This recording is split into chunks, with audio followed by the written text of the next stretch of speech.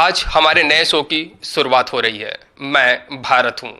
जब भारत की बात आती है तो हमारे देश के कल्चर की बात आती है, हमारे देश की सभ्यता की बात आती है। और हमारा देश एक इंद्रधनुष रंगों की तरह है, जहाँ सभी रंग आपस में मिल करके लोगों को प्रकाशवान करते हैं। और आज हम अपने इस शो को जो लेके आए हैं, तो उसमें ऐसी महान शख्सियत को हम बार बार आपके सामने रूबरू करेंगे, जिससे हमारा देश, हमारी संस्कृति और हमारी सभ्यता भी रूबरू होगी। और हम सभी देशवासियों को इस शो को देखने के बाद इतनी खुशी तो जरूर होगी कि हमने इस शो से अपनी संस्कृति, अपनी देश की सभ्यता और अपने उस सारे रंगमंच को अपने आसपास ही हम उसको पाएंगे। आज हम बात करेंगे एक ऐसी शख्सियत की, अगर आप उनके बारे में जानेंगे तो शायद आपको आश्चर्य होगा। एक व्यक्ति जो एक पोएट भी है, एक आर्किटेक्चर भी है, एक आर्टिस्ट भी है, एक डायरेक्टर भी है और रंगोली आर्टिस्ट भी है। वो कैनवास से पेंटिंग करना भी जानता है, ऑयल पेंटिंग भी करता है और ट्रांसलेटर है, एक पोएट है, नरेटर भी है। तो आप इतनी सारी खूबियां एक ऐसी शख्सियत के अंदर, जो आज की डेट में वो 84 साल के हैं। बात हम उस समय की कर रहे हैं जब उस डेट को 12 मई 1938 को हैदराबाद की धरती पे एक शख्स का जन्म हुआ। उसका नाम सुरेश गंगाखेडकर जी हैं, जो आज हमारे सामने हमारे शो में मौजूद हैं। आइए मैं उनसे आपका खुद परिचय ना कराते हुए वो अपना परिचय स्वयं आपको देंगे। सुरेश गंगाखेडकर जी। नमस्कार सभी दर्शकों को, जनता को और आप सभी काव्य प्रेमियों को भी, जो कला, संस्कृति, अभिनय, रंगमंच और चित्रकला वगैरह सभी ललित कलाओं से प्रेरणा लेते हैं। हर अलग क्षेत्र में कुछ न कुछ कार्य करते रहते हैं। उन सभी को मेरी तरफ से अभिनंदन और प्रणाम भी। धन्यवाद सर। सर, कहते हैं कि अभी कुछ दिन पहले ही हमारी दिवाली बीती है, लेकिन कहा जाता है कि दिवाली की शुरुआत और जब तक दोबारा दिवाली ना आ जाए, हमारा हर दिन दिवाली ही होता है और उसे मनाते रहना चाहिए, जिससे हमारी ज़िंदगी में हर्ष उल्लास हमेशा यूं ही बना रहे। तो आप हमारे देशवासियों को दिवाली की शुभकामनाएं कुछ देना चाहेंगे? जी हाँ, मैं एक कवि के नाते अपने ये विचार, दिवाली की शुभकामनाओं के विचार सिर्फ अभिनंदन बिना किए कुछ अपने व्यक्तिगत रूप से भी प्रस्तुत करना चाहूँगा चंद पंक्तियों में। अब मैंने शीर्षक दिया है जीवन ज्योति। ज्योति से मतलब है दिवाली का एक दिया, जो अपने आसपास फैले अंधकार को दूर फैलाता है, क्योंकि यहाँ से दीपावली से एक शीतकाल शुरू हो जाता है और दिन छोटे होते हैं, रात बड़ी होती है और अंधकार ज़्यादा बढ़ता रहता है। तो उस परिप्रेक्ष्य में मैंने ये कुछ पंक्तियाँ लिखी है जो आपको प्रस्तुत कर रहा हूँ। जरूर सर, जरूर। जीवन मेरा जैसे जलता दिया, जीवन मेरा जैसे जलता दिया, जलती ही जाए ज्योति, घटती ही जाए पल पल जैसे जिंदगी। जीवन मेरा जैसे जलता दिया, जलती ही जाए ज्योति, घटती ही जाए पल पल जैसे जिंदगी। किंतु जलते जलते दे जाए प्रकाश और दूर करे अंधकार। फैला था चारों ओर जो मेरी ही जिंदगी के। मेरा मतलब यही है जीवन से, क्योंकि जो भी है निराशा, दुख या अपने दर्द, इन सब को दूर करने का ये समय है अंतर ज्योत जगा के। तो दिया से मतलब मेरा ये है, अपने अंतर ज्योत को जगाइए, मन के भावनाओं को ज़रा नई उमंग लीजिए और नई उमंग की दिशा में चलिए, आगे बढ़ते चलिए, कि ज्ञान का प्रकाश लीजिए और अपना जीवन ज़्यादा आनंदमय कर दीजिए। सर, एक चीज़ मैं ये जानना चाहूँगा कि आपका जन्म जो है वो 1938 में हुआ, जी हाँ। आज़ादी के बहुत पहले। लेकिन जिस तरह से आपको इतनी कलाएं आती हैं, जिस तरह से आपको इतना ज्ञान है, वो एक अपने आप में एक बहुत बड़ा संघर्ष रहा होगा। संघर्ष तो है, क्योंकि जिस काल में मेरा जन्म हुआ उस जमाने में ये रंगमंच पे जाना या इस तरह की कविताएं उनकी रचना करना या अभिनय करना या गीत गाना, ये सब चीज़ें अपने फैमिली के स्टैंडर्ड को, यानी जो अजीब सा एक ख्याल होता था अपने घरों में, पुराने घरों में, कि हम बड़े घरंदाज लोग हैं, ऐसे हैं, और हमारे बच्चों को इस तरह के छोटी चीज़ों में नहीं जाना चाहिए। लेकिन एक कुदरत से मिली हुई ये जो चीज़ है उसे दबाना बहुत मुश्किल होता है। अब जैसे मुझे ये चीज़ कुदरती मिली है, गाना, कविता रचना, अभिनय करना, खेल कूद में हिस्सा लेना, या और भी जितनी ललित कला की विधाएं हैं उनके बारे में जानकारी हासिल करना। जैसे नृत्य कला है, नृत्य कला से मैं तो पारंगत नहीं हूँ और ना ही मैं उसे जानता हूँ, लेकिन उनकी विविध शैलियों को समझने की कोशिश ज़रूर करता हूँ, क्योंकि उसमें भी भाव और मुद्राएं होती है। उन मुद्राओं के माध्यम से वो भाव को दर्शाते हैं, कोई कथा प्रस्तुत करते हैं, तो वो भी चित्रकला में भी आता है, वो कविता में भी आता है, अभिनय में भी आता है, और वही गीतों में, सुरों में भी ढलता है। तो ये सभी ललित कलाएं एक साथ चलती है, पैरेलल। जैसे अपनी 5 उंगलियां हैं, वैसे ये ललित कलाएं साथ साथ चलती रहती है। आप किसी भी एक कला के माध्यम को अपना लीजिए, उसमें अभ्यास कीजिए, और एक ऐसे स्तर पे आप पहुंच जाइए कि आपको अपने आप में इन बाकी तक कलाओं में भी रुचि बढ़ने लगेगी और उसकी समझ भी होने लगेगी। वो अपने आप हो जाती है, किसी को बताना नहीं पड़ता कि कथक में क्या हो रहा है, चित्रकला में, पारंपरिक चित्रकला में क्या होता था, या मॉडर्न एब्स्ट्रैक्ट आर्ट में यूरोपियन इन्फ्लुएंस से क्या हो रहा है, ये समझाने की ज़रूरत नहीं होती। उसके लिए मुझे स्कूल कॉलेज जाना नहीं पड़ा कभी भी। अभिनय के लिए मुझे स्कूल कॉलेज नहीं जाना पड़ा किसी भी। मैं सिर्फ अपनी ख्वाहिश है, अपनी दिली ख्वाहिश से जिसमें भी मेरा मन लगता है उस पल को वो चीज़ अपनाता हूँ और उसे प्रस्तुत करने की कोशिश करता हूँ। और जैसा कि आपने कहा, मेरा जन्म हैदराबाद में हुआ है।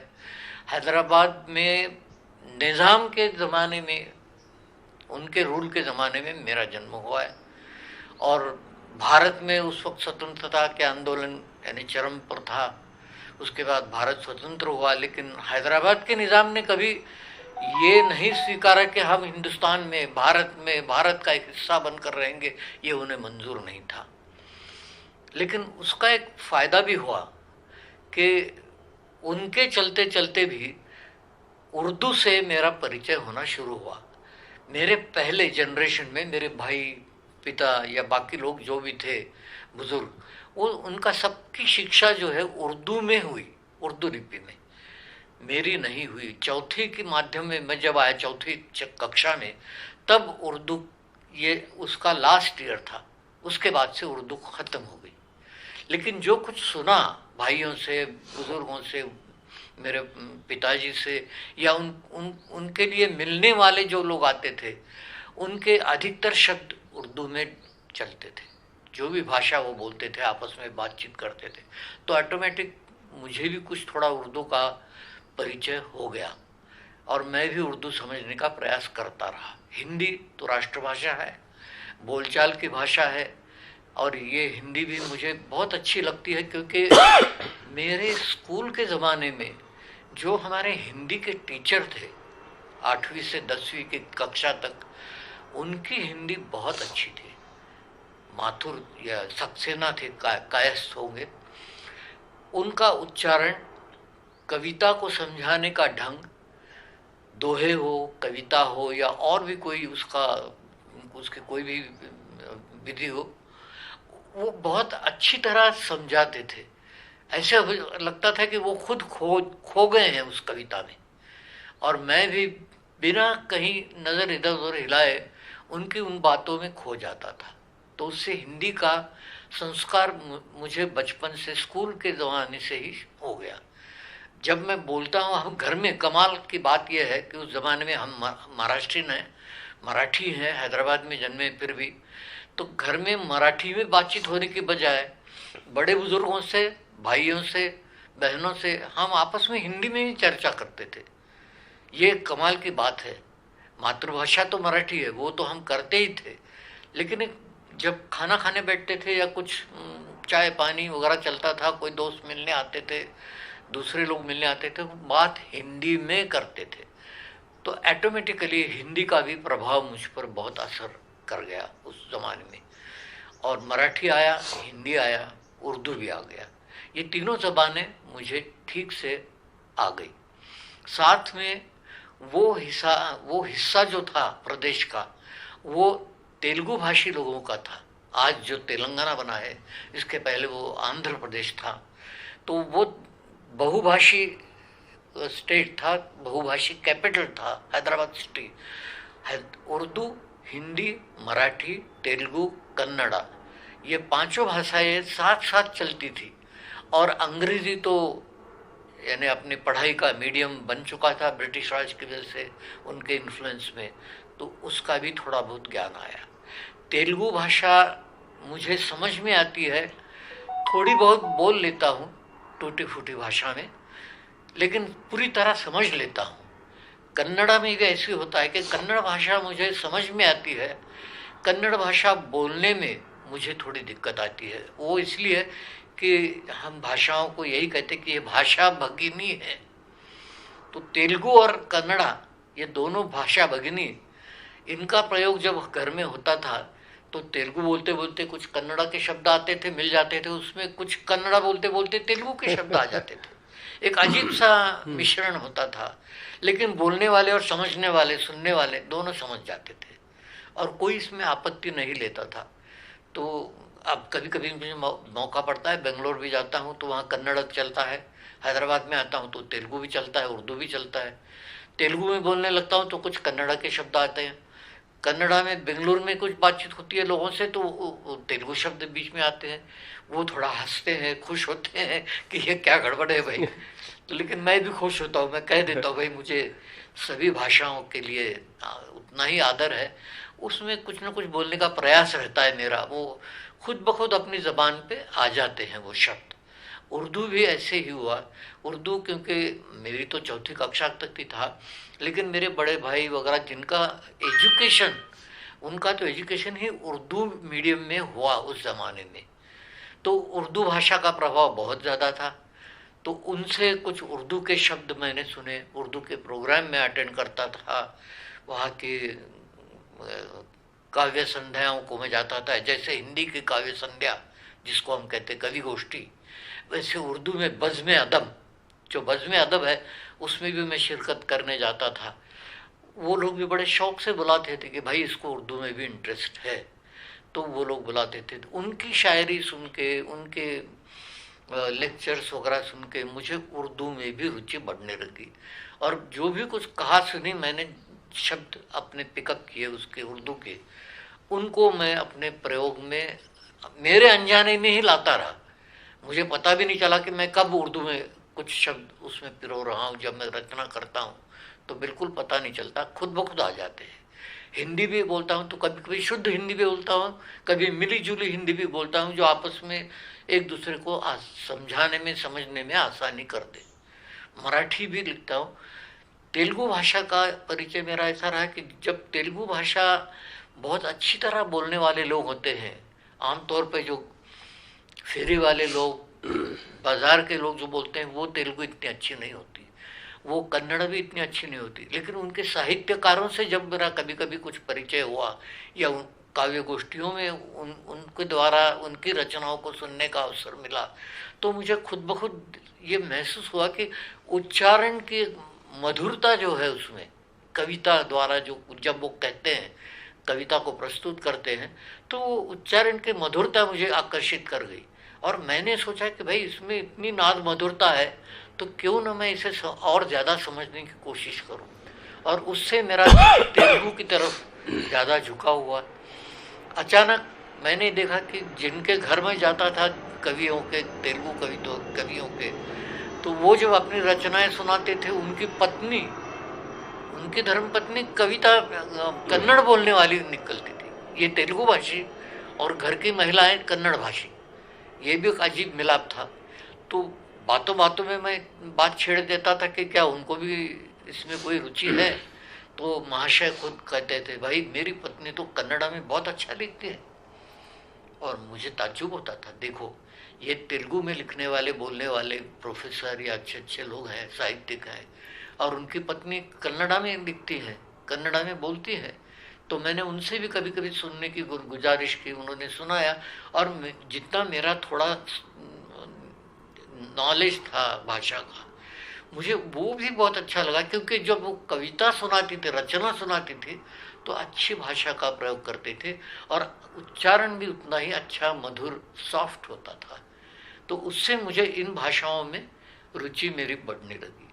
और बढ़ते बढ़ते इतना हुआ कि जब काव्य गोष्ठियों में वो लोग आते थे, तो एक बहुत अच्छे बड़े कवि गुंटूर के शैलेंद्र शेषाद्री, ऐसा कुछ नाम था उनका, शेषाद्री शैलेंद्र ऐसा कुछ कहते थे। तो उनकी कविताएं जब मैंने सुनी स्टेज पे, तो उनका उच्चारण, वो जो एक नाद उसमें आता था, वो एक लय जो बांधते थे, उससे मैं बहुत प्रभावित हुआ। तो तब से मैंने कविता में भी रुचि लेना शुरू कर दिया। कविता, मेरे जितने कवि मित्र थे तेलुगु भाषी, उनसे सुनने लगा ज़्यादा। कन्नड़ भाषी भी थे, उनसे भी सुनने लग गया। और फिर वो लोग भी मुझे पूछते थे कि अरे आपको ये कैसे समझ में आएगा, आपकी भाषा तो मराठी है। मैंने कहा वो उसकी कोई ज़रूरत नहीं है। जिस तरह से आप बोलते हो, जिस तरह से आप प्रस्तुत करते हो, जिस तरह से वार्तालाप करते हो, उसमें जो एक नाद मधुरता, एक लय आती है, वो मेरी समझ में आती है। उससे मैं उसका अर्थ समझने की कोशिश करता हूँ। और जब मैं वो पूछते थे कि भाई क्या समझ में आया आपके, तो मैं जब वो कहता हूँ, उसका अर्थ कह देता हूँ, तो वो खुद ही कहते थे आपको तो पूरा समझ में आ गया है। और उससे मुझे रुचि बनने लगी। और बोलते बोलते एक अचानक एक चैलेंज एक हमारे हिंदी के काव्य गोष्ठी में आया कि आप इतनी सारी भाषाओं के बारे में थोड़ा थोड़ा जानते हैं, तो आप तेलुगु कविताओं को हिंदी में क्यों नहीं प्रस्तुत करते हमारे कार्यक्रम में जब आते हो, या उनकी किसी कन्नड़ कविता को या उनके लेख को किसी को हिंदी में क्यों नहीं प्रस्तुत करते हो। और मराठी की तो भाषा बहुत समृद्ध है, जैसे बंगाल है, बंगाल की बंगाली और मराठी साहित्य अपने क्षेत्र में बहुत आगे बढ़ चुके हैं। तो उनको इतनी उत्सुकता थी कि वो लोग मुझे कहते थे बार बार, अरे आप मराठी साहित्य का परिचय हमें क्यों नहीं कर देते, आप अपनी रचनाएं तो पढ़ के सुनाते हो, लेकिन मराठी के जो प्रसिद्ध कवि हुए हैं, वहाँ का संत साहित्य है या जो आज का साहित्य है, उनकी रचनाओं को हमें क्यों नहीं परिचित करा देते हो। तब मैंने ये सोचा कि भाई मुझे अब अनुवाद कार्य भी करना चाहिए।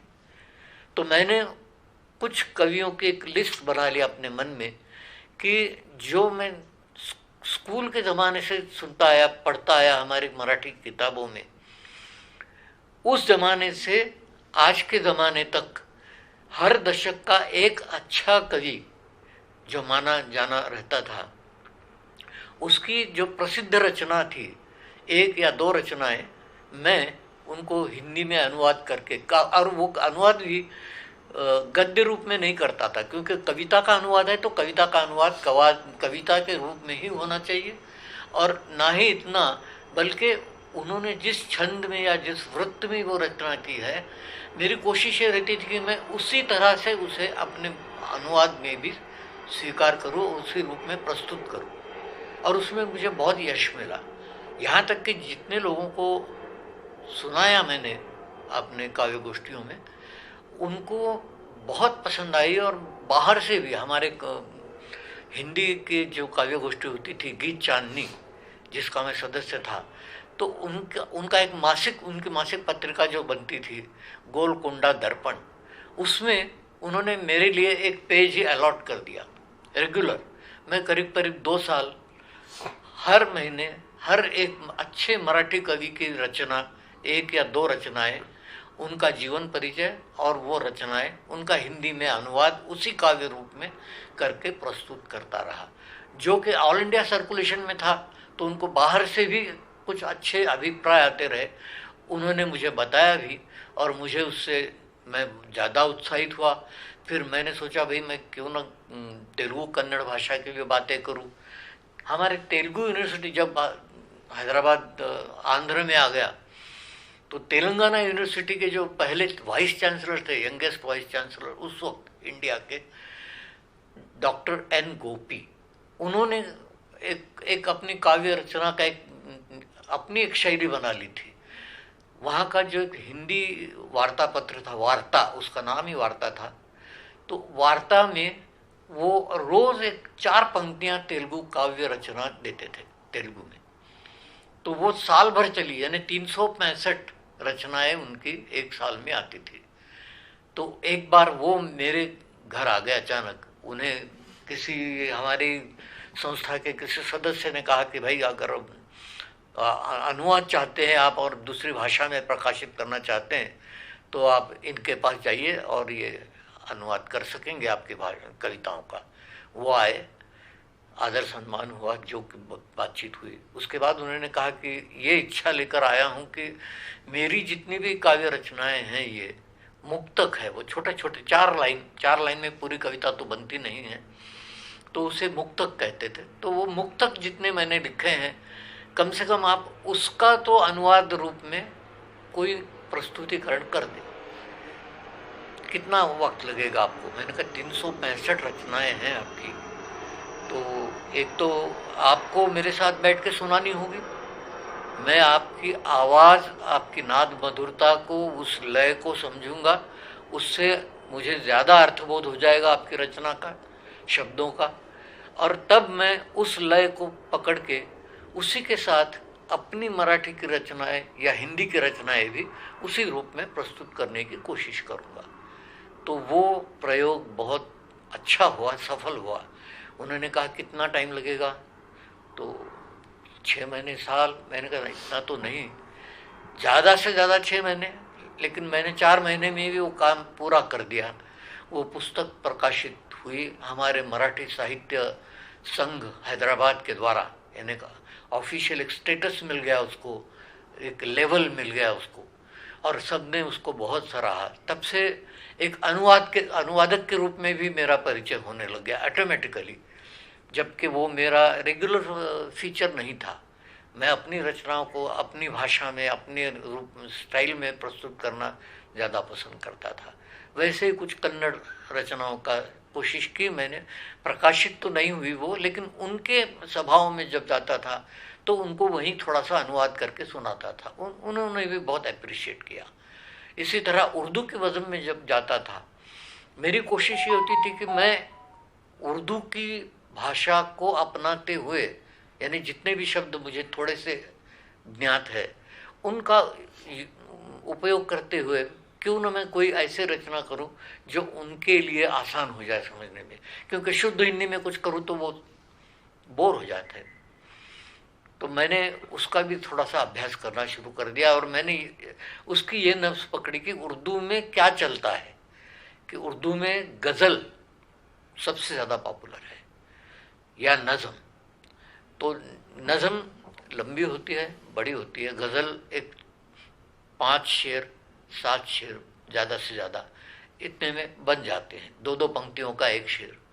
तो उसका अनुवाद करना या उस रूप को अपनाना मेरे लिए भी आसान लगा। तो मैंने गज़ल की तरफ रुख किया, गज़ल की रचनाएं मैं करने लगा। कि पहले मराठी में भी करता था मैं, क्योंकि मुशायरों में जब जाता था, सुनता था, तो मैं बहुत प्रभावित होकर मराठी में गज़ल क्यों न लिखी जाए ये सोचता था। तो मराठी की जो रचनाएं थी उसमें भी मैंने गज़ल के रूप को भी साकार किया अपना। और बेसिक मेरा जो नेचर है, अपना स्वभाव, उसमें मुक्त छंद या छंद मुक्त रचना जो कहें आप, उसमें रचना करना ये मुझे बहुत सहज लगता था, सहज स्वभाव से आता था। वो इसलिए कि मैं जब आसपास का जीवन देखता रहता था उस जमाने से, अब तक भी देख रहा हूँ, आप भी देखते हैं, तो एक जीवन में एक सुचारू रूप नहीं आया है, कोई एक व्यवस्था नहीं बनी है अभी तक। हर एक के मन में कोई अस्वस्थता है, कोई आशंकाएं हैं, और सब कुछ अव्यवस्थित सा लगता है उनको। मैं ये करूं या मैं वो करूं, मैं ऐसे करूं या वैसे करूं, पता नहीं मैं किस सब्जेक्ट में शिक्षा ले लूं, किस सब्जेक्ट में महारत हासिल करूं, जॉब भी करूं तो क्या करूं। यानी कुछ अजीब सा एक खेल द्वंद हर एक के मन में चलता देखता रहा। तो मैंने उसलिए मुक्त छंद को अपनाया। मुक्त छंद में अपने को सिर्फ एक लय बांधनी होती है। अगर उसको प्रस्तुत करना है, प्रस्तुतिकरण करना है समाज में, तो उस वक्त एक लय में हो तो वो कविता बन जाती है। लेकिन वो गद्य रूप में अगर मैं सिर्फ पढ़ना शुरू कर दूं तो वो गद्य रचना हो गई। जबकि मैं कवि हूँ, कविता कहना चाहता हूँ, तो मैंने मुक्त छंद या छंद मुक्त जिसको मैं कहता हूँ उसमें रचना करता हूँ, और उसमें एक लय साधने की भी कोशिश करता हूँ। लय से क्या होता है, सुनने वाला दर्शक या प्रेक्षक जो भी है, श्रोता, वो भी मेरे से जुड़ जाता है, और लय की वजह से अर्थ बोध जल्दी हो जाता है। जैसे अब गीत में देखते हैं, गीत इतनी जल्दी आपके मन में क्यों समा जाता है, आप क्यों उसको बार बार गुनगुनाने लगते हैं? क्योंकि उसमें वो लय है, स्वर भी है साथ। मधुर स्वर में अगर कोई अच्छी आवाज़ में लयबद्ध रचना कोई प्रस्तुत करे तो वो गीत बन जाती है, और वो गीत आपके मन में समा जाती है, और बार बार आप उसको अकेलेपन में भी या काम करते हुए भी गुनगुनाने लगते हैं। तो लय बहुत ज़रूरी है। जैसे संगीत में आलाप होता है, लेकिन जब विलंबित वगैरह आता है तो उसके बाद ताल भी आता है। तो ताल आता है तबला, मृदंग या और जो भी कोई वाद्य उसके साथ होंगे उनके साथ जोड़ के आता है, तो उसमें लयबद्धता शुरू हो जाती है, और वो गाना जल्दी श्रोताओं के या दर्शकों के दिमाग में, दिलों में उतर जाता है, और गुनगुनाने में मिलते हैं। अच्छा सर, एक चीज़ ये जानना चाहूँगा कि जब 1947 में देश आज़ाद हुआ और फिर जब इंडिया और पाकिस्तान का बंटवारा हुआ, तो उस वक्त मेरे ख्याल से महज आपकी शायद 6-7 साल या 8 साल उम्र रही होगी। 8 से 10 साल के बीच। 8 से 10 साल। तो उस उथल पतल में तो आपकी ज़िंदगी में भी, आपके परिवार में उथल पतल हुई होगी? बहुत तो हलचल हुई थी। तो ये सब चीज़ को देखते हुए आपके जीवन पे उसका कुछ असर पड़ा होगा? बिल्कुल पड़ा है, क्योंकि जिस मोहल्ले में रहता था मैं, बीच में एक रास्ता गया था, रास्ता वाइड रोड जिसको कह सकते हैं हम, और दूसरी तरफ, रास्ते की दूसरी तरफ जो बस्ती थी, एक तरफ हमारे हिंदुओं की बस्ती, दूसरी तरफ मुसलमान लोगों की बस्ती। और कमाल ये था, उस रोड पे ही हमारा स्कूल था। ओके। रास्ते को लग के स्कूल था, मराठी मीडियम। ओके। स्कूल को जाना है तो वो रास्ता तो वहाँ क्रॉस करना ही पड़ता था, कम से कम स्कूल के सामने। हमारे मोहल्ले के बाहर निकलते हुए चौरस्ते तक जाते हुए भी डर लगता था, पेरेंट्स को भी, हमको भी, हर एक को।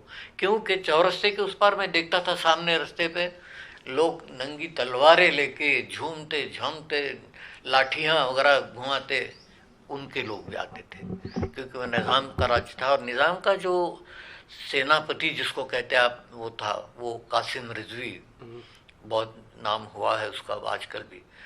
उसने कहर मचा रखा था हैदराबाद में, पूरे शहर में। जहाँ जहाँ हिंदू हैं उनको काटो छाटो, जो आजकल की गला काटो चलती है गड़बड़, उस तरह की बातें वहाँ होती थी, वारदातें होती थी।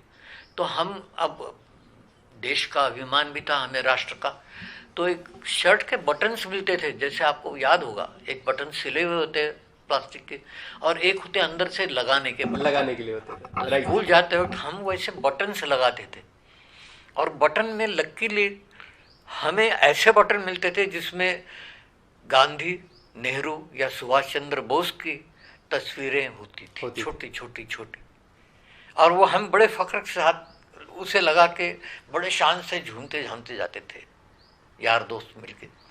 लेकिन जरा उस रास्ते पे गए तो उनकी नज़र में भी वो आता था, तो फिर उनकी जो गुस्सैली नज़र देखते थे हम, और उनके हाथ में लाठी काठी या तलवार जो भी हो, तो परेशानी फील होती। दौड़ते भागते हम किसी तरह अपने स्कूल की तरफ जाते थे। स्कूल के गेट में एक बार एंटर हुए तो फिर ठीक है, सब कुछ ठीक है, ऐसा लगता था। पढ़ाने वाले भी सब लोग थे, वो हमें इस बात का एहसास ज़्यादा कराते थे कि अब हिंदुस्तान आज़ाद हुआ है, हम आज़ाद हिंदुस्तान के नागरिक हैं, तो हम लोगों को अपने इस कल्चर को अपनाना चाहिए, उनसे डरना नहीं चाहिए। सबसे बड़ी बात वो कहते थे कि डरना नहीं चाहिए, जबकि हम बच्चे थे, 8-10 साल का मैं बच्चा। कहते हैं ना सर, मराठा तो शेर होता है शिवाजी, और वो कभी डरता नहीं है। तो शिवाजी, अगर आप मराठे में, अगर जो मराठी भाषा है, हाँ। उसमें अगर किसी को ललकारेंगे तो कैसे ललकारेंगे सर? मैं आपसे भी एक ललकार सुनना चाहूंगा मराठी में। उसके पहले मैं एक बात बता दूं आपको। हाँ। जैसा मैं हाई स्कूल में आ गया, हाँ। 8वीं 9वीं 10वीं में और 11वीं तक भी मराठी स्टेज पे मैं बहुत काम करता था। तो उसमें कई नाटक मैंने स्टेज पे हिस्सा लिया, नाटकों में कोई 15-16 नाटक किए होंगे। उसमें 4 नाटक मैंने ऐसे खेले जिसमें मैं खुद शिवाजी का रोल अदा कर। अरे वाह। तो छत्रपति शिवाजी महाराज की बोलते ही जयकारा आता था एकदम, जय महाराष्ट्र, जय भारत, ये बड़े जोश के साथ हम बच्चे भी कहते थे सब। देखिए, अगर इसी को आप मतलब मराठी में अगर ललकार लगाएं मुगलों को, तो आप कैसी ललकार लगाएंगे?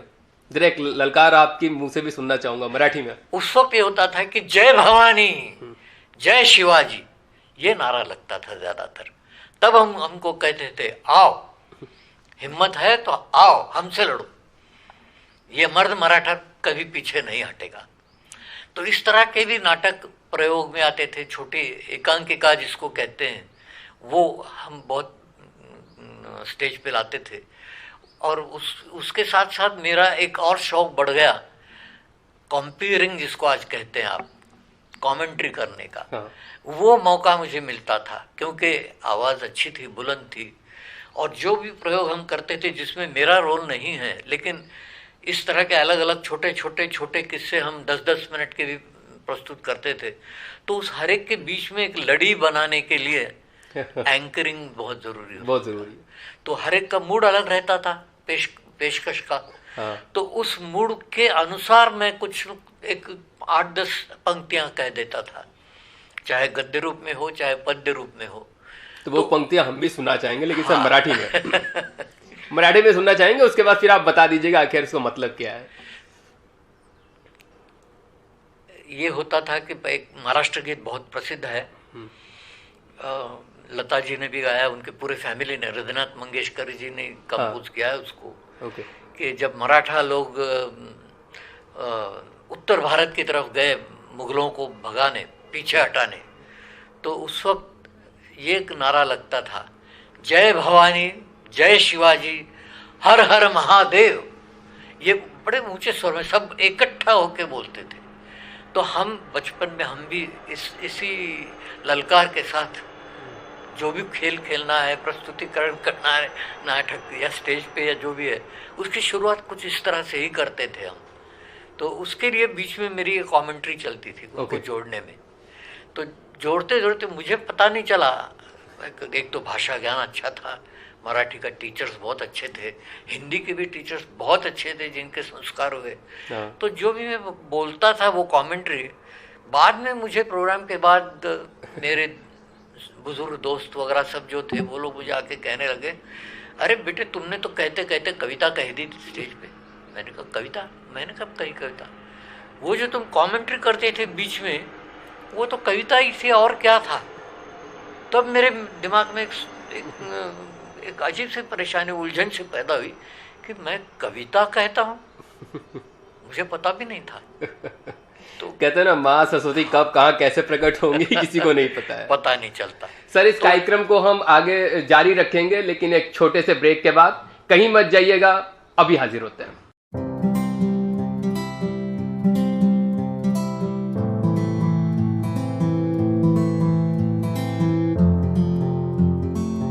आप सभी दर्शकों को एक बार फिर से हमारे शो मैं भारत हूं में आपका स्वागत है।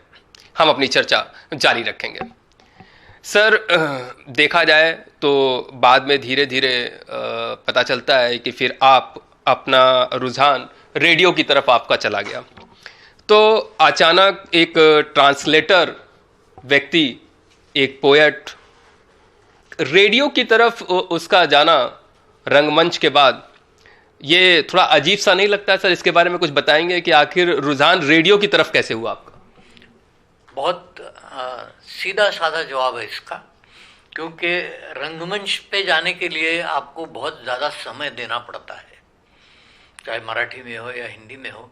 आज के ज़माने की तरह एक दो सिटिंग्स हो गई तो स्प्लिट रिकॉर्डिंग का जो सिस्टम है उसमें आसानी से रिकॉर्ड हो जाते हैं और स्टेज प्लेस भी चल जाते हैं, सीरियल्स भी आ जाते हैं। उस वक्त ऐसा नहीं था, लाइव ब्रॉडकास्ट होता था, आकाशवाणी जो है अपना प्रोग्राम।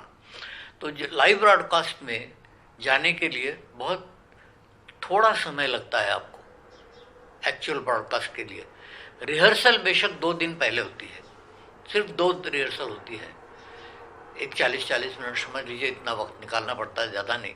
तो उससे आप अपने आप को, अपने साथ काम करने वाले किसी एक्टर को, उसके आवाज़ की डेप्थ को आसानी से समझ सकते हैं और उसको कैसे रिस्पॉन्स देना है ये भी आप सोच के रख सकते हैं।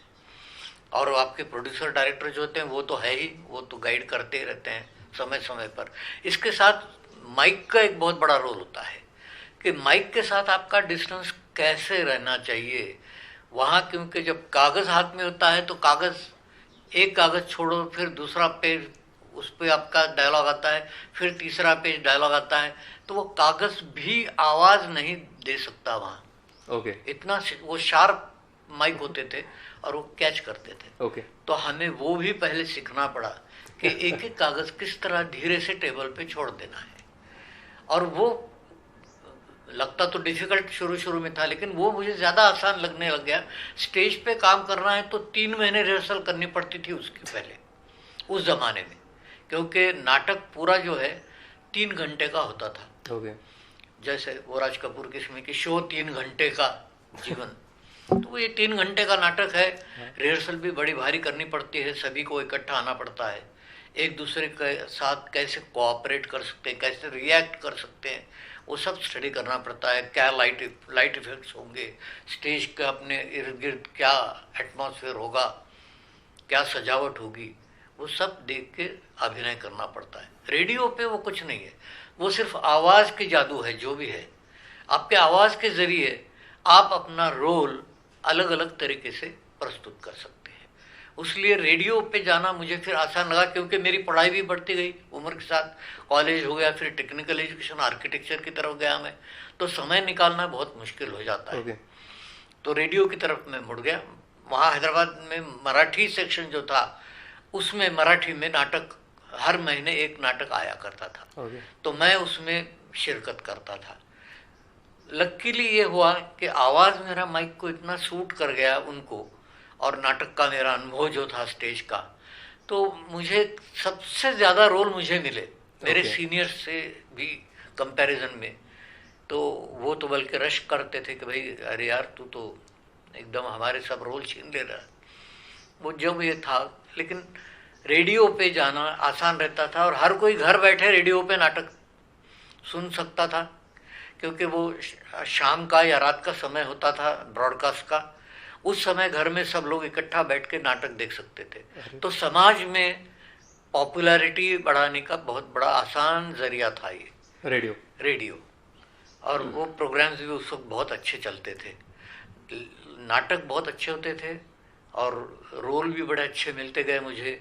यानी एक भगवान का, जैसे कृष्ण भगवान है ले लो आप, ऐसे रोल से लेके एक सामाजिक किसी पात्र का भी मुझे काम करना पड़ता था, या किसी क्रांतिकारी का भी। वो ज़माना में जैसे बोला स्वतंत्रता के दिन या स्वतंत्रता मिलने के कुछ दिन बाद का जो समय था 4-5 साल का, उस वक्त की जो घटनाएं घटती थी, तो उस वक्त के वो रोल भी करने पड़े। और रेडियो पे बड़ा आसान है, कोई मेकअप नहीं, कोई ड्रेस चेंज नहीं, कोई कॉस्ट्यूम नहीं, क्योंकि आपकी आवाज़ ही आती है, बस आवाज से आपको वो साकार करना पड़ता था। ओके।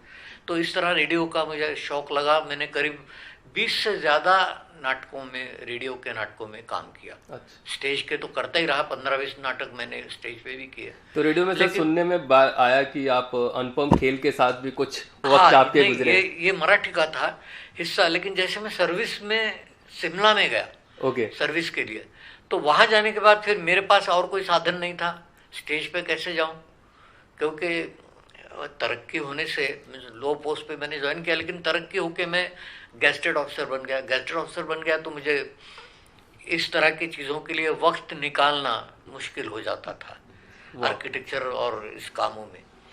तो मैंने वहाँ भी यही जरिया ढूंढा कि रेडियो पे क्यों न जाया जाए। रेडियो की तो 3 दिन की रिहर्सल होती है, 2 दिन की रिहर्सल और 1 दिन डायरेक्ट ब्रॉडकास्ट। वहाँ भी लाइव ब्रॉडकास्ट का ही जमाना था वो। ओके। तो लाइव ब्रॉडकास्ट में कोई भी गलती नहीं कर सकते आप। तो जो भी आपके साथ काम करने वाले हैं उनके साथ समझ के काम करना है। तो वहाँ मैं काम करता रहा, पॉपुलैरिटी मिलती रही। तो एक म्यूज़िक की महफिल भी होती थी जिसमें अनुपम खेर के पिताजी वो म्यूज़िक की महफिल में आया करते थे एक श्रोता के तौर पे। ओके। तो मेरे गायक मित्र जो थे, क्योंकि सभी कलाओं से परिचय था, उन्होंने उनसे भी परिचय करा दिया था। उनसे भी कभी कभी नमस्कार वगैरह बातचीत होती थी। तो पता चला हमारे प्रोड्यूसर से, रेडियो के प्रोड्यूसर से, कि उनका बेटा अनुपम नेशनल स्कूल ऑफ ड्रामा में ड्रामा की कला सीखने के लिए गया हुआ है। ओके। तो गवर्नमेंट ऑफ इंडिया का एक रूल था कि जब भी वो छुट्टी मनाने अपने स्टेट में वापस आते थे तो उनको रेडियो वालों ने थोड़ा यानी फर्स्ट प्रेफरेंस देके कोई ना कोई रोल देना ज़रूरी होता था। और मेरे पास सब, जब भी, जैसे हमने कहा, आवाज़ की वजह से मुझे हमेशा मेन रोल मिलते गए। इसी तरह मैं रेडियो पे एक हिंदी नाटक के प्रस्तुति के लिए गया। तो श्रुतिका कहते हैं मराठी में उसको, क्योंकि सुनना पड़ता है, श्रवण करना। तो उसकी 2 दिन रिहर्सल पूरी हुई, सक्सेसफुल हुई, बहुत अच्छी हुई। लेकिन अचानक उनके प्रोड्यूसर को फ़ोन आ गया कि अनुपम शिमला आ गए हैं और वो भी रेडियो में नाटक में हिस्सा लेना चाहते हैं। तो उन्होंने कहा आज ही प्रस्तुति होने वाली है, अगर आप दोपहर में आ जाए तो फिर कुछ कर लेंगे। तो उन्होंने बुला लिया उनको। मुझे पता नहीं था ये सब बैकग्राउंड क्या चल रहा था। हम अपनी तैयारी में थे। एक छोटी रिहर्सल उस वक्त भी हो गई फाइनल, और हम अपने अपने कागज समेट के तैयार बैठे थे स्टूडियो में। तो अचानक से मुझे बताया गया, प्रोड्यूसर वर्मा जी नाम के थे, उन्होंने बताया कि सुरेश जी हम माफ़ी चाहते हैं, लेकिन अनुपम खेर आ गए हैं, खेर साहब के बेटे, और नेशनल स्कूल ऑफ ड्रामा में एक्टिंग सीखते हैं, नाटक भी करते हैं। तो रूल्स ऐसे हैं कि हमें उनको प्रायोरिटी देनी पड़ेगी। अब रोल तो आपका मेन है, अगर आप इजाज़त दें तो हम ये रोल उनसे करवाएं। मैंने कहा मुझे क्या दिक्कत है, मैं तो हर महीने आता हूँ आपके पास, 20 साल चलता ही रहता है ये सिलसिला, दे दीजिए। मैं जानता भी नहीं था कौन अनुपम खेर क्या है, वो कैसे है। उनके फादर को बेशक जानता था, महफिलों में मिलते थे।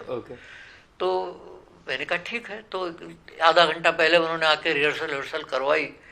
तो मैं अजीब सी चीज़ मैंने देखी, शायद आज उनको सुन के उतना याद आए ना आए, मुझे ज़रूर उनको याद दिलाना अच्छा लगेगा। वो प्रोड्यूसर हमारी लेडी थे, कला ठाकुर नाम था उनका।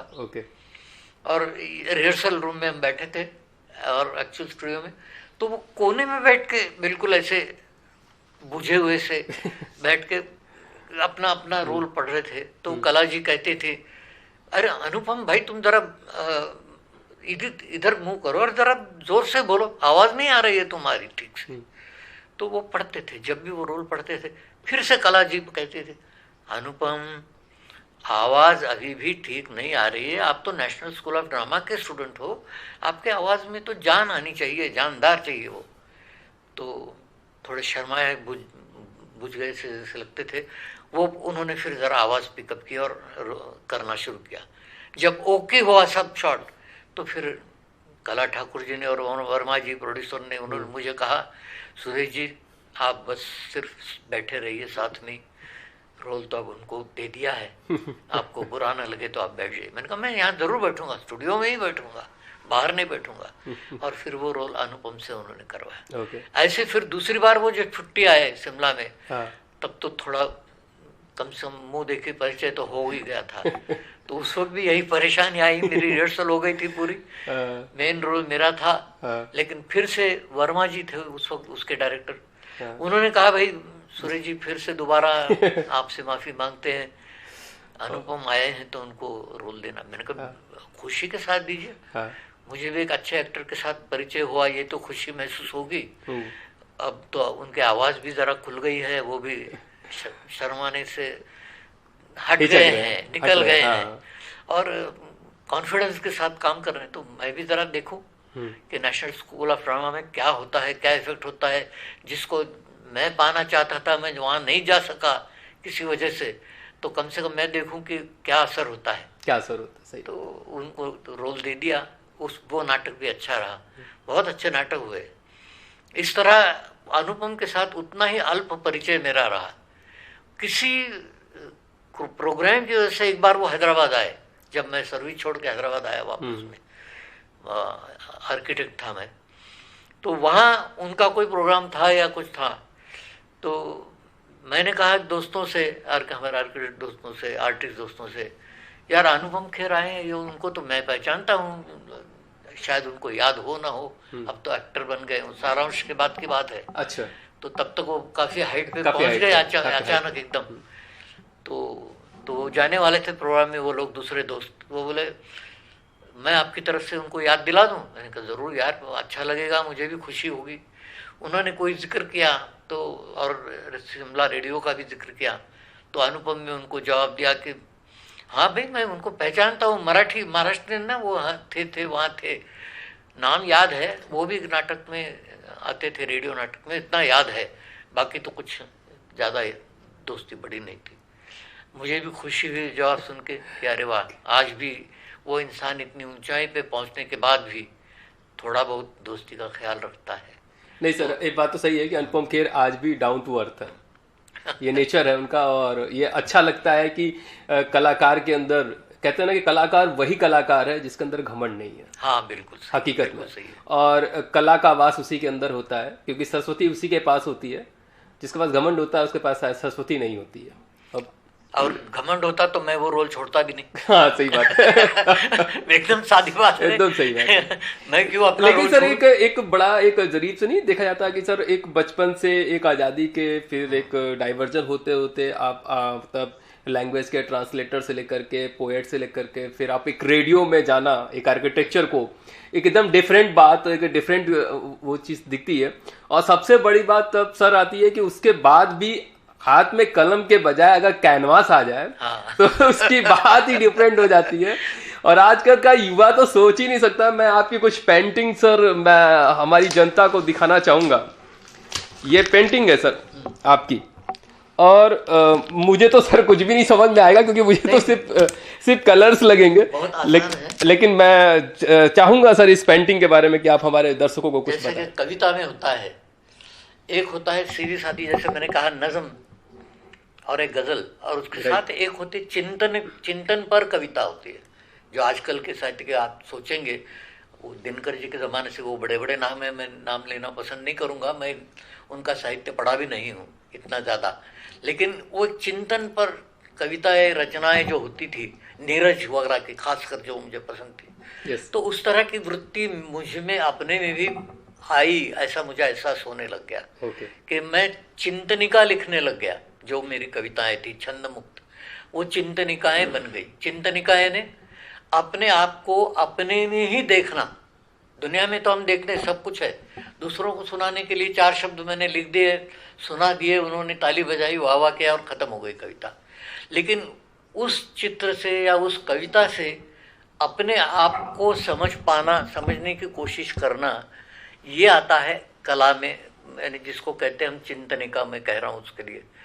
और वो चिंतनशीलता आने के लिए मन परिपक्व करना पड़ता है, और वो धीरे धीरे उम्र के साथ अभ्यास के साथ और बार बार काम करते रहने के साथ, यानी कार्यरत रहना उसमें, तब जितना इन्वॉल्वमेंट होगा उतनी आपकी सोच भी बढ़ती जाएगी, प्रगल्भता आती जाएगी उसमें। तो ये एब्स्ट्रैक्ट पेंटिंग का नमूना है ये। ओके। ये नीला कलर जो देख रहे हैं, जामुनी कलर, नीला कलर बेसिकली आकाश अंतराल का है कलर ये, और कहते हैं आकाश की गहराई कोई नाप नहीं सकता। तो ये हमारे मन की भी बात है, हम जिसको वहाँ देखना चाहते हैं उसको, यानी हाथ में ऊपर कर रहा हूँ, उसको जानना चाहते हैं। तो उसको पाने की ख्वाहिश कब आती है? जब आधी उम्र के बाद आदमी बड़ा और होने लगता है, तो धीरे धीरे वो अपने बारे में भी सोचता है, देश के बारे में भी सोचता है, धर्म के बारे में भी सोचता है, आत्मा और परमात्मा के बारे में भी सोचने लगता है। तब ये ख्वाहिश उसके दिल में आने लगती है कि मैं क्या हूँ, वो कौन है और हमारा उसका क्या संबंध है। तो ये गहराई है बताने वाला कलर नीला और जामुनी। अंतराल है उसका, अनंत जिसको हम कहते हैं, अंत नहीं है, जितना उसमें डूब जाओ डूब जाओ। और एक मैं हूँ अपने आप में, अपनी सोच में डूबा हुआ, जिंदगी के सारे झगड़े में फंसा हुआ, और फिर भी कुछ करना चाहता हूँ, कुछ समझना चाहता हूँ। ये ललक जो दिल में रहती है, धधकती रहती है आग ये दिल में, कि मैंने नाटक किया है, मैंने क्रिकेट भी खेला है, मैंने चित्र भी निकाले हैं, मैंने कविता भी की है, लेकिन अब मैं अपने आप को कैसे समझूं, ये जब ख्याल आने लगता है तब ये एब्स्ट्रैक्ट पेंटिंग की तरफ हम मुड़ जाते हैं। वो जो पेंटिंग्स आप देख रहे हैं बाकी मेरी, वो लाइव यानी पिक्चर है, पिक्चराइजेशन है सिर्फ। इसमें मैं अपने आप को खोजने की, बताने की कोशिश कर रहा हूँ। ये मैं हूँ, मेरी आंखें हैं, और धुंधला दिखाया है मैंने। और ये जो नीली रेखाएं आप देख रहे हैं, दो स्तर हैं ये। एक है ये हमारा धरती का स्तर, एक है अनंत आकाश, उसकी तरफ जाने वाले अपनी सोच की उड़ान, वो उड़ान दिखाता है ये। और ये कलर भी देखो, ऑरेंज, ये वो, हम इसमें सुख लोलुपता में फंसे हुए रहते हैं जीवन में, और ये धीरे धीरे धीरे होके सफ़ेद हो जाता है। सूरज को हम देखते हैं आसमान में, तब भी हमारे दिल में यही आता है कि अरे सूरज को भगवान ने निर्माण किया, और वो भी अपना एक कालक्रमण गण अपने कालगति से चलते रहता है। क्या है ये, और वो कौन है जिसने हमें बताया? क्या मैं उस तक पहुंच सकता हूँ? तो इसको मैंने पहले अपने कविता में सोचा, मराठी में मैंने कविता लिखी, और उसके बेस पे ये पिक्चर बनाया मैंने, पेंटिंग। तो ये बताता है कि उस लिमिट के बाहर जाते जाते जाते जाते अंतराल की ओर तक मेरी सोच पहुंच गई, सिर्फ दृष्टि नहीं, सोच पहुंच गई। मैं उसको जानने की कोशिश कर रहा हूँ। तो वो कविता क्या है? ये है कि त्या तिथे पलीकडे तिकडे, पलीकडे यानी दूर, हमसे दूर, उस पार, तिकडे वहाँ, उस पार वहाँ क्या है? ये जीवन तो हमारा यहाँ तक है, लिमिटेड है, तो उसके पार जाना है। तो उसकी बात मैंने यहाँ कही है। किती वाटते कधी कधी, जाणून घ्यावे सर्व काही, पहावे जाऊन या जीवनाच्या पार, त्या तिथे पलीकडे तिकडे। ईश्वर को या उस सर्वशक्तिमान को जानने की एक अजीब सी इच्छा रहती है दिल में। तो कितनी, कैसे लगता है हमें कि हम क्यों ये सोचते कि ये सब संसार की चीज़ों को छोड़ के क्यों ना उसे जानने की कोशिश करें कि किसने ये सब दुनिया बनाई, कैसा ये खेल रचाया है, कैसे चला रहा है वो। तो आगे मैं कहता हूँ, पण काळाचा गडद काळोख काल ये अमावस की रात की तरह है, हमेशा हमारे इर्द गिर्द एक छाया सी बनी रहती है इसकी, दुख की, सुख की, जैसे भी है वो छाया बनी है। इतका पसरला काळाचा गडद काळोख इतका पसरलाय सभोवती की पाहूही शकत नाही मी, कधी कधी माझा मलाच। बहुत सोचने के बाद भी मैं अपने आप को समझ नहीं पाता, मैं इस जंजाल में फंसा हुआ हूँ, मैं उसी में चलता रहता हूँ रात दिन। तो वो सब बताया है मैंने, वो सर्कल्स देखे। और आगे मैं कहता हूँ कि कधी कधी माझा मलाच वाटतं कधी कधी, दिसावा किरण एक प्रकाशाचा, क्या चाहता हूं मैं? दिसावा एक किरण प्रकाशाचा, धरून ज्याला जाईन मी उडत, खूप दूर अवकाशात, त्या तिथे पलीकडे तिकडे। कि मैं चाहता हूं कि इनसे सबसे छूट के मुझे ज्ञान की वो किरण मिल जाए कोई, जिससे मैं अंतराल की तरफ उड़ता जाऊं और समझ लूं कि वो क्या है चीज जिसने ये दुनिया बनाई, वो सर्वशक्तिमान कौन है, वो कैसा है, उसको जानने की ये कोशिश है। तो आगे मैंने कहा है, खूप दूर अवकाशात त्या तिथे पलीकडे, अन बनून जो एक प्रकाश पुंज, पुंज यानी छोटा सा एक, जैसे मोमबत्ती की एक ज्योति है, लय है, लो है, तो वही हमें अगर एक छोटा सा किरण भी मिल जाए ज्ञान का, तो उजळून टाकील आसमान सारा। वो एक छोटी सी ज्योति हमारे ज्ञान को, हमारे जीवन को बिल्कुल पूरा उजाला कर देगी और हमें सच्चाई का ज्ञान मिल जाएगा, हम इस जंगल से छूट जाएंगे। निवळून जाईल अंधकार सारा, उससे पूरा अंधकार जो हमारे इर्द गिर्द है अज्ञान का, वो मिट जाएगा। आणि दिसेल ना मलाही सर्व काही सुंदर स्वच्छ, त्या तिथे पलीकडे तिकडे दिसेल ना मलाही।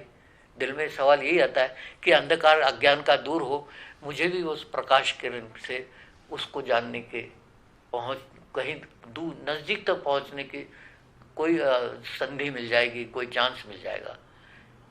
क्या मिलेगा मुझे भी वो चांस? सवाल करके मैंने छोड़ दिया है। मेरी बहुत सी रचनाओं में ऐसा है कि मैं अपने आप को ही उस गूढ़ता के साथ छोड़ देता हूँ, क्योंकि दिल में वो आशंका बनी ही रहती है। आज भी मैं समझता हूँ कि मैं जानता नहीं, जबकि हम सब मानते हैं भगवान है, अल्लाह है, ईश्वर है, क्राइस्ट है, और वो आसमानी बाप का बेटा है, वगैरह वगैरह हर एक के दिल में है, लेकिन किसी ने उसको देखा नहीं। और हर कोई उसी का पीछा कर रहा है कि उसको जाने, कैसे पहचाने, क्या माध्यम हो। तो मैंने एक माध्यम ये चुना चित्रकला का, एक माध्यम शब्दों का कविता के रूप में चुना।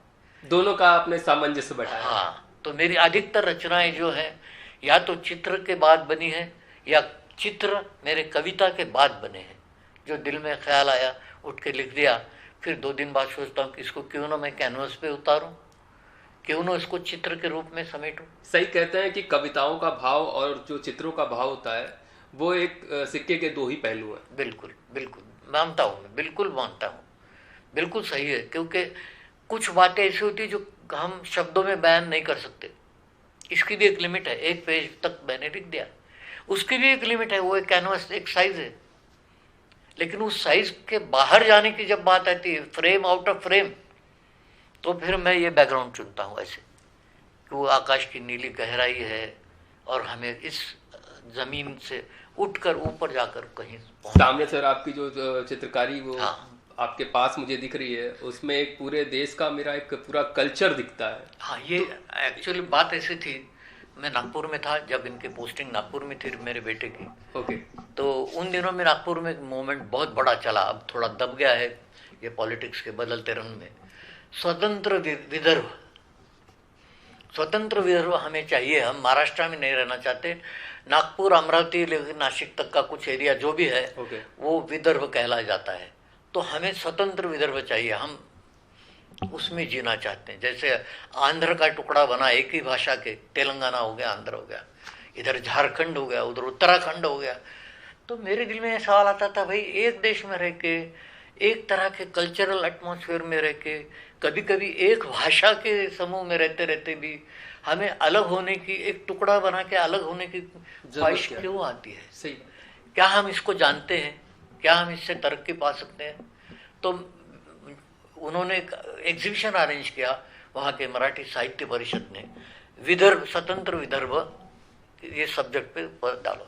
तो मैंने बातचीत करते हुए देखा लोगों को कि विदर्भ यानी क्या है, उनको कईयों को कुछ पता नहीं है। वो एक राजनीति का एक खेल चल रहा था पीछे पीछे। तो मैंने ये सब्जेक्ट चुना। मैंने कहा अपने कैनवस के थ्रू मैं विदर्भ को जितना जानता हूँ, हैदराबाद का रहते हुए भी, हैदराबाद का हूँ मैं, लेकिन विदर्भ में 2-3 बार आना जाना पड़ा इनके सर्विस की वजह से। तो मैंने सोचा कि मैं विदर्भ का परिचय मुझे क्या हुआ पहले मैं ये देख लूँ। अगर ये उनको भी समझ में आया तो शायद झगड़ा मिट जाएगा। तो ये एक्चुअली नक्शा है विदर्भ का, ओके।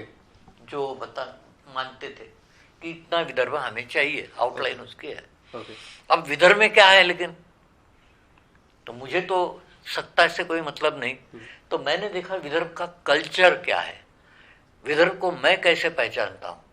तो अलग अलग दशक में वहाँ के जो प्रसिद्ध व्यक्ति हुए जिन्होंने विदर्भ के कल्चर को बढ़ाने की कुछ कोशिश की, कंट्रीब्यूशन किया अपना, उनका एक एक का चित्र दिया है। अब महात्मा गांधी को तो सब पहचानते हैं, पूरे देश का भी वो नेता रहे हैं, लेकिन उनका आश्रम वहाँ है वर्धा में, वहाँ बैठ के वो शाम का कीर्तन प्रवचन करते थे। और विनोबा भावे भूदान मूवमेंट उन्होंने वहीं से चलाया था। बाकी बहुत से लोग थे, डॉक्टर आमटे बोल के थे, वो कुष्ठ रोगियों की भी सेवा करते थे जंगल में रह के बिना कुछ लिए दिए। ऐसे बहुत से लोग हो गए, संत लोग हैं, गजानन महाराज हैं, गाड़गे महाराज हैं और दूसरे महाराज हैं, और कालिदास मेघदूत वहीं से लिखा उन्होंने। और ये जो है रामटेक वहाँ का प्रसिद्ध राम मंदिर, और ये गवैये हैं वहाँ के बहुत बड़े, एक ज़माने के क्लासिकल सिंगर, उनके नाम से भी नागपुर जाना जाता था, विदर्भ जाना जाता था। ये जो है सुरेश भट्ट नाम के कवि थे, गज़ल, मराठी में गज़ल कहने वाले बहुत बड़े शायर हो गए प्रसिद्ध, उनके नाम से आज वहाँ थिएटर बना है बड़ा, गवर्नमेंट ने बनाया है, और छत पे पूरे उनके अलग अलग गज़लें टुकड़ों में लिखी हुई है। वो डेकोरेशन देख के तो आदमी हैरान हो जाता है, उनको समझ जाता है देख के। तो ऐसे इन संत महात्माओं के छोटे छोटे टुकड़े, उनके जो त्यौहार है, और संतरे के लिए मशहूर है नागपुर एरिया विदर्भ का, और यहाँ के उनके वो फेमस लोक फोक डांस जिसको कहते हैं, लोक नृत्य, वो है, वो इसमें दिखाए। रिजर्व फॉरेस्ट है, शेर के लिए भी है, जैसे मध्य प्रदेश में भी है आजकल, वैसे वहाँ भी है। तो ये सब दिखाया। बाबा साहेब अम्बेडकर स्तूप बनाए वहाँ, बौद्ध मठ स्तूप बनाए, वहीं उन्होंने दीक्षा भूमि कहते हैं आज उसको, वहाँ उन्होंने पहले बौद्ध धर्म की दीक्षा ली, तो उनके नाम से भी मशहूर है। उनका ये हाथ हमेशा ऐसा खड़ा रहता था, दिखता था। क्यों? हिंदू धर्म में मैं क्यों रहूं, क्यों ना मैं बुद्ध बन जाऊं। तो वो भी है, और वो धम्म चक्र उनका दिखाया।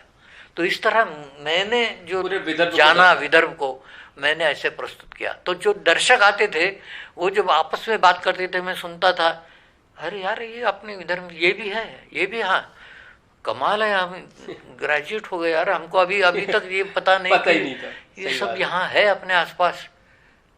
तब मुझे खुशी हुई कि सही है, मैं तो कम से कम मैंने तो समझ लिया। एक्चुअल में विदर्भ क्या, हम देश के किसी कोने की बात करें तो वहाँ की संस्कृति, वहाँ की सभ्यता, वहाँ का कल्चर हमारे भारत को दर्शाता है। एग्जैक्टली, भारत का एक हिस्सा है। और सर शरीर का एक अंग है, जैसे एक हाथ है, हाथ में 5 उंगलियां हैं, 5 उंगलियां भी बराबर नहीं है, लेकिन वो अगर इस आपस में जुड़ाव नहीं होगा मिल के जब वो काम करते हैं तभी तो वो मुट्ठी बनती है, तो ताकत बनती है। ये टुकड़ा क्यों चाहते हैं? मेरे दिल में ये सवाल, अलग होने पे इनका कोई अस्तित्व ही नहीं है। नहीं है तो हम अलग अलग टुकड़ों की मांग क्यों कर रहे हैं? ये आपकी बात सही है, होनी ही नहीं चाहिए। जबकि एक अभी भी बात बाकी है, झांसी का एरिया जो है रानी महालक्ष्मी का, वो एक अलग टुकड़ा मांगते हैं, उनकी मांग अभी तक बाकी पड़ी है।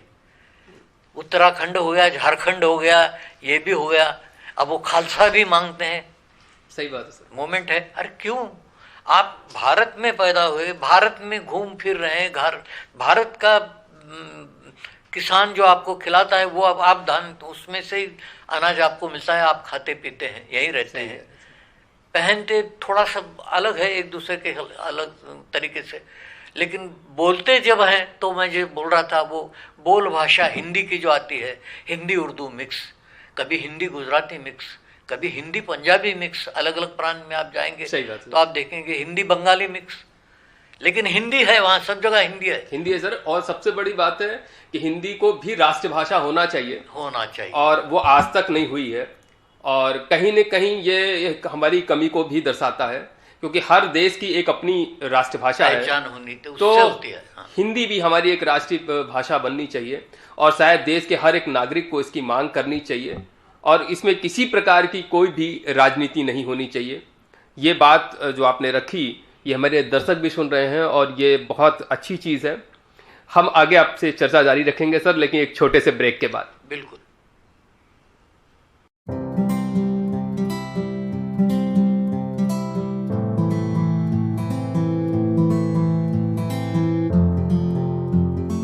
आप सभी दर्शकों का एक बार फिर से हमारे शो मैं भारत हूं में स्वागत है। सर, सबसे बड़ी बात रही कि आपको इतनी सारी कलाएं आपके अंदर है। वाकई मानना पड़ेगा कि माँ सरस्वती का एक बहुत बड़ा आप पे अनुकंपा समझ सकते हैं उनकी। सबसे बड़ी बात सर कि आपका जो आर्किटेक्चर, आपकी जो सर्विस लाइफ रही है, मैं उसके बारे में भी जानना चाहूँगा, दर्शक भी जानना चाहेंगे कि आखिर ये सब चीज़ों को समेटते हुए आपकी सर्विस लाइफ में काफ़ी उथल पुथल तो नहीं रही, या किस तरह से आपने उसको अपनी सर्विस लाइफ को जिया है, उसके बारे में भी कुछ बताना चाहेंगे। कमाल की बात यह है कि मुझे जब कॉलेज छोड़ के सर्विस में जाना पड़ा आर्किटेक्चर कॉलेज से, तो मेरा पहला कॉल आया हिमाचल प्रदेश से, और हिमाचल प्रदेश से वो कॉल आया तो मेरे मन में जो ख्याल आया वो बताता हूँ। 1962 का ज़माना है, वो चाइनीज़ एग्रेशन हुआ था हमारे पे, और मुझे बहुत ख्वाहिश थी कि मुझे भी वहाँ जाके कुछ करना चाहिए। अरे वाह। वहाँ जाके तो फ़ौज के लिए मैंने अप्लाई किया, मुझे कॉल जल्दी नहीं आया, तो उसमें लिखा था कि सेकंड लेफ्टिनेंट से आप स्टार्ट हो सकते हैं अगर मिला तो चांस।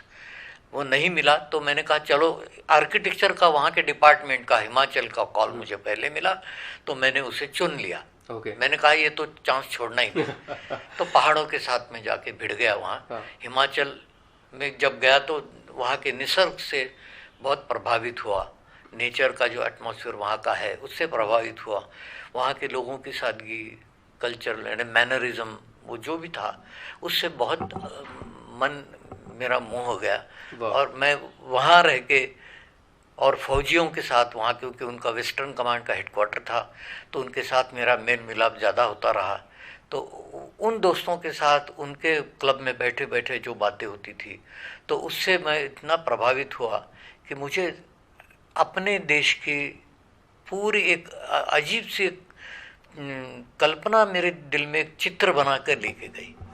तो वो चित्र मेरे आज तक भी कविता और चित्रों में कहीं ना कहीं उतरती रहती है। सर, मैं आपकी फैमिली के बारे में भी जानना चाहूँगा। सर, आपके परिवार में कौन कौन है और क्या करते हैं? मैं और मेरी धर्मपत्नी है, वो ग्रेजुएट है, लेकिन गृहस्थ जीवन बिताती हैं, और उनका धार्मिक चीज़ों में ज़्यादा रुझान है, पूजा अर्चा प्रवचन पाठ, बस। और मैं तो आर्किटेक्चर को डिवोटेड हूँ, क्योंकि आर्किटेक्चर पेशा है मेरा, ये भी क्रिएटिव वर्क है। और मेरा बेटा पहला जो है, और बाद में पुत्री कन्या हुई। तो बेटा जो है शिमला में ही बढ़ा पला, दोनों बेटे शिमला में बढ़े पले, वहाँ के स्कूलों में पढ़े, थोड़ा वहाँ के कल्चर से भी उनका परिचय हो गया। उसके बाद हैदराबाद में आके आगे पढ़ाई की, और अचानक एक दिन मेरे बेटे ने उसके किसी दोस्त के कहने पे, मैंने उसको कुछ नहीं कहा, हालांकि मैं फौजियों के साथ रहा हूँ, लेकिन अचानक उन्होंने कहीं कोई फॉर्म भर दिया और उनको बनारस में वो ट्रायल एक्सरसाइज वगैरह करने के लिए बुलाया गया, जो भी उनके टेस्ट होते हैं वगैरह। तो वहाँ आके उन्होंने उत्तर भारत में आके वो टेस्ट दे दिए दोस्त के कहने से। वो भी फौज में है, अब ये भी फौज में है, दोनों सेलेक्ट हो गए। एक अजीब संजोग है, अच्छा है। और ये एयरफोर्स इन्होंने ज्वाइन किया, इलेक्ट्रॉनिक्स के इंजीनियर है इसलिए। तो मुझे बहुत अच्छा लगता है, जब भी मैं उन्हें यूनिफॉर्म में देखता हूँ तो हम दोनों को बहुत अच्छा लगता है। चलो, मेरी आधी ख्वाहिश मेरे बेटे ने पूरी कर दी। अरे वाह। बेटी आर्किटेक्चर की तरफ भी उसका रुझान था, आईएएस के लिए काबिल थी लड़की, बहुत होशियार थी, लेकिन उन्होंने मेडिकल की साइड को अपनाया और उसमें फिजियोथेरेपी का कोर्स किया। फिजियोथेरेपिस्ट डॉक्टर है। और अब बढ़ते बढ़ते इतना उन्होंने स्टडी किया है कि स्पाइन केयर स्पेशलिस्ट हो गई है वो। अरे वाह। एक स्पेशल फील्ड है वो, जो पूरे भारत में उनका कई बार लेक्चर और डेमोन्स्ट्रेशन का प्रोग्राम चलता है, हर स्टेट में जाते हैं वो। वो भी देख के मुझे बहुत खुशी होती है। वो आर्ट ऑफ लिविंग गुरुजी जो है श्री श्री रविशंकर, उनकी संस्था से जुड़ी हुई है। वहाँ रहते हुए वो समाज कार्य करते हुए भी स्पाइन केयर का उन्होंने बहुत बड़ा संशोधन का काम किया है और बहुत अच्छी तरह वो फिजियोथेरेपी और स्पाइन केयर की ट्रीटमेंट देते हैं। दोनों बच्चों का नाम जानना चाहूँगा सर। बेटे का नाम है समीर, ग्रुप कैप्टन समीर, अब ग्रुप कैप्टन हो गए। ओके। जब थे पहले पायलट ऑफिसर सेलेक्ट हुए थे। ओके। बढ़ते बढ़ते यहाँ तक आ गए हैं। ओके। और बेटी का नाम है श्रद्धा। श्रद्धा, अरे हाँ, ये मेरे अपनी चॉइस थी। मैंने कि बेटी का नाम श्रद्धा रखा। तो बेटी पे आके रुक गई। बेटे का नाम भी मैं नहीं रखा समीर, क्योंकि मुझे लगता था मेरा जो पुत्र पहला जो घर में मेरा सदस्य आएगा बेटा होगा। अच्छा। तो मैंने ससुराल वालों को जिद से लिखा था कि उसका नाम समीर रखेंगे। हाँ। उसने एक शांति की लहर पवन हल्की सी चलाई। समीर का मतलब है पवन। पवन। तो वो जीवन में आनंद की लहर आ गई हमारे इसमें। और अटूट श्रद्धा भगवान पे है, मिसेस की भी मेरी भी। तो बेटी का नाम हमने श्रद्धा रख दिया। सर, आपको बताना चाहूँगा कि आखिर जो ये हमारा शो है मैं भारत हूँ, मैंने इसको रखा इसीलिए था क्योंकि आज हम कभी भी आसपास अपने सुनते हैं कि जिस प्रकार से हम अलग अलग राज्य की मांग करते हैं, अलग अलग भाषा की मांग करते हैं, हम हिंदी को राष्ट्रभाषा बनाना नहीं चाहते हैं, और जिस प्रकार से जातिवाद की बात होती है, जिस प्रकार से देश को, राज्य को, जिलों को बांटने की बात होती है, और कहीं न कहीं एक चीज़ बहुत खटकता है कि जिस देश के लिए सुभाष चंद्र बोस ने अपनी ज़िंदगी न्यौछावर कर दी, सरदार भगत सिंह, चंद्रशेखर आज़ाद जैसे लोगों ने, और उसके बाद भी जब कोई अपने मुंह से इंडिया है बोलता है तो सर ये बहुत चुभता है। हाँ बिल्कुल, जब भी हम क्रिकेट के मैच देखते हैं सर, क्रिकेट नहीं, अगर वो कहीं भी जगह हम देखते हैं, ओलंपिक में हो, किसी में, तो जब इंडिया की बात आती है तो मैं कहता हूं कि देश में, प्रदेश में नाम चेंज करने से क्या मिलेगा? कब हमारा देश अपने आप को भारत बोलेगा? और मैं देश के प्रधानमंत्री से भी यही मांग रखना चाहता हूं और देश के हर व्यक्ति से यही मांग करना चाहूंगा कि वो भी देश से यही मांग रखे कि आज नहीं कल हमें इस इंडिया को बदल करके भारत बनना है, और भारत बोलने से ही हमें अपने आप में एक जुटता महसूस होती है, एक प्यार महसूस होता है और एक गर्व महसूस होता है। इसके बारे में सर मैं आपसे क्या जानना? पहले तो इंडिया बोलना छोड़ दे, दूसरी बात हिंदुस्तान बोलना भी छोड़ दे, जिसकी वजह से इस भूभाग को जाना जाता है भारतवर्ष, भारत। तो वो उसका वो नाम भारत हम अगर अपनाएं तो जय हिंद के साथ हम जय भारत बड़े आसानी से बोल सकते हैं और उससे अपना स्वाभिमान जग सकता है। हर एक के दिल में वो फीलिंग आएगी कि मैं भारतवासी हूँ। आज भी बाहर अमेरिका में, इंग्लैंड में जाइए, वो कहते हैं हम भारतवासी हैं। तो हम अपने देश में क्यों नहीं कह सकते जय भारत, हम भारतवासी हैं, हम भारतीय हैं? ये कहे तो सारे भेदभाव मिट जाएंगे।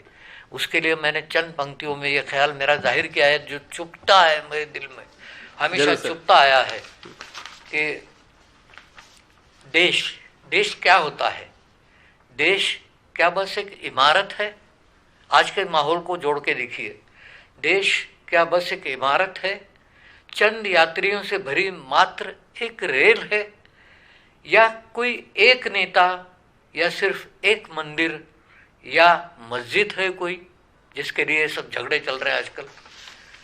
अरे अपना देश तो दूर आसमां पे लहराता एक सतरंगी सपना है, इंद्रधनुष सा, अपनी सदियों पुरानी संस्कृति जैसा, सबके मन को लुभाने वाला पर कभी किसी के हाथ न आने वाला। धर्म का आदर, ये 7 रंग कौन से इंद्रधनुष के हमारे? धर्म का आदर, ईश्वर भक्ति, धरती माँ का प्यार, आपसी स्नेह, धर्म जाति से परे दोस्ती, राखी में बंधा भाई बहन का प्यार, सत्य की पूजा और अहिंसा में विश्वास, ये 7 रंग हैं वो। इन 7 रंगों के मिश्रण से बनी एक शुभ्र धवल प्रखर प्रकाश किरण, एक तत्व ज्वलंत ज्योति देश प्रेम की, तेज बहती धारा एक अनोखी संस्कृति की। अरे कैसे मिटा पाओगे तुम इसे? सदियों मिटा न पाया कोई जिसे। ये भरत की भूमि, राम और कृष्ण की पावन धरती जिसमें महावीर और गौतम की साधना है, भगत सिंह ने जहाँ बलिदान दिया है, सुभाष ने जिसका साहस जगाया है, टैगोर की कविताओं ने जिसे सजाया है, त्यागराय और वेमना की भक्ति ने जिसे पिरोया है, बापू का अहिंसावाद जिसके कण कण में समाया है, ये देश तो एक सांझी संस्कृति है। और संस्कृति कोई इमारत नहीं होती, रेल के कुछ यात्री या कोई एक नेता नहीं होती, या ना ही कोई एक मंदिर या एक मस्जिद। लाखों करोड़ों के मन में सदियों पनप रहा विश्वास, श्रद्धा है ये, उन सब के दिल की धड़कन है ये। बोलो कैसे मिटा पाओगे इसे, कैसे मिटा पाओगे? सही कहा सर आपने। अगर देखा जाए तो हमारे देश में जितने भी लोग हैं, जितने भी नागरिक इस बात को सुन रहे हैं, हम सब की अब एक ही मांग होनी चाहिए कि आखिर कब हम इसे भारत बोलेंगे। और हम यही चाहेंगे कि हमारे हर एक देश का एक नागरिक जो होता है उसके अंदर एक अपनी उबाल होती है, एक इच्छा शक्ति होती है। कहते हैं कि हम उबलते हैं तो भूचाल उबल जाते हैं, हम मचलते हैं तो तूफान मचल जाते हैं, हमें बदलने की कोशिश ना करो तुम, हम बदलते हैं तो इतिहास बदल जाते हैं। हमारा ये प्रोग्राम इतिहास बदलने के लिए ही है। और ये 125 करोड़ आबादी एक ललकार में जिस दिन बोलेगी कि मैं भारत हूं, उस दिन शायद इंडिया सब हिस्ट्री से खत्म हो जाएगा। जय हिंद, जय भारत, जय भारत, जय हिंद, जय हिंद। धन्यवाद। आप सभी दर्शकों से हम फिर रूबरू होंगे अपने इस एपिसोड मैं भारत हूं में एक नई शख्सियत के साथ।